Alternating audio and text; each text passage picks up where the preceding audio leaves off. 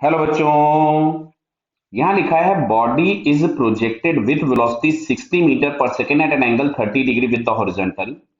अब इसमें initial velocity vector पूछा है, वेलोसिटी आफ्टर 3 सेकंड पूछा है, डिस्प्लेसमेंट पूछा है, वेलोसिटी आफ्टर 2 सेकंड्स। तो देखो ध्यान से, सबसे पहले अगर हम इनिशियल वेलोसिटी लिखेंगे u, तो यहां से हम लोगों के पास दिया गया है, देखो इधर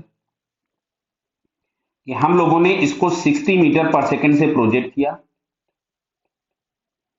और एंगल ऑफ प्रोजेक्शन दिया था 30 डिग्री विद द हॉरिजॉन्टल। तो यहां पे हमारे पास कंपोनेंट आ जाएगा 60 cos 30 को मैं √3/2 लिख दूं, और वर्टिकल कंपोनेंट आ जाएगा 60 sin 30, और sin 30 को मैं 1/2 लिख दूं। तो ये हमारे पास आता है यहां से 30 √3 मीटर पर सेकंड, और ये वर्टिकल वाला हमारे पास आ जाएगा 30।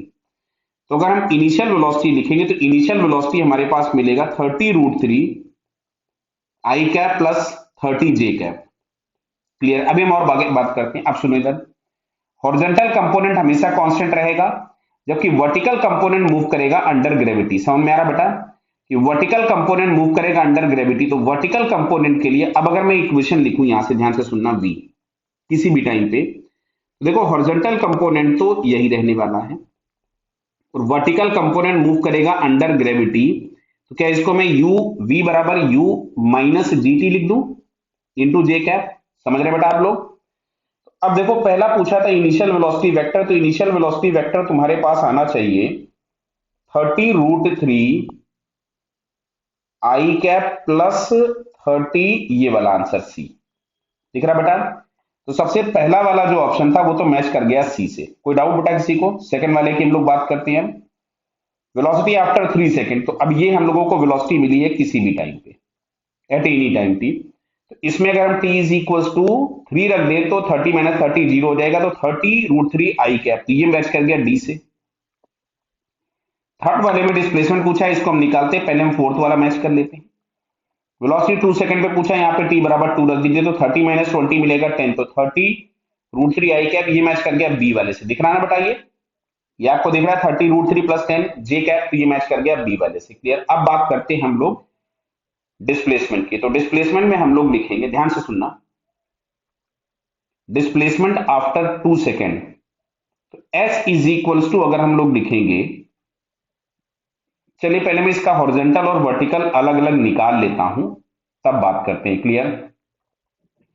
तो x के लॉन्ग जो डिस्प्लेसमेंट होगा मिलेगा horizontal component into time, horizontal component into time, और हॉरिजॉन्टल कंपोनेंट कांस्टेंट है तो एक्सेलरेशन 0। तो ये आ गया 60 √2 मीटर, ये आ गया x। अच्छा y के लिए बात करोगे तो y के लिए हम लोग लिखेंगे ut plus half AT square. Clear है? चलिए मैंने लिख दिया यहां पे। तो वर्टिकल कंपोनेंट u का हमारे पास दिया था 30, तो 30 इंटू 2 प्लस 1/2 माइनस 10 इंटू 2 का स्क्वायर। 2 क्यों लिखा? बिकॉज हमको 2 सेकंड पे चाहिए था। तो मिल जाएगा 60, इससे एक 2 कैंसिल हो गया, यह है -20, कि आपके पास आ रहा है 40 मीटर। क्लियर है? तो अब अगर मेरे को आर वेक्टर लिखना होगा या डिस्प्लेसमेंट वेक्टर लिखना होगा या पोजीशन वेक्टर लिखना होगा, हालांकि डिस्प्लेसमेंट नहीं लिखना चाहिए, इसको पोजीशन वेक्टर लिखना चाहिए था, तो ये हमारे पास मिलेगा 60 √2 आई कैप प्लस 40 जे कैप।